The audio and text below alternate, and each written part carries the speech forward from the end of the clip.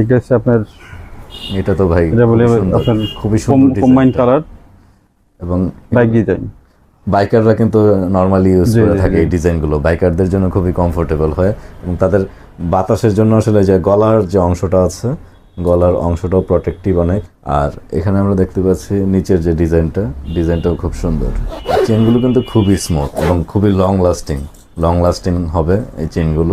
Pocket আছে এবং ভিতরে পকেট আছে চাইলে অনেকে দুইটা ইউজ করতে এবং পারবে। ভিউয়ার্স আপনারা কিন্তু চাইলে ইউসুফ ভাইয়ের এখান থেকে কাস্টমাইজ করে আসলে ইউজ করতে পারবেন।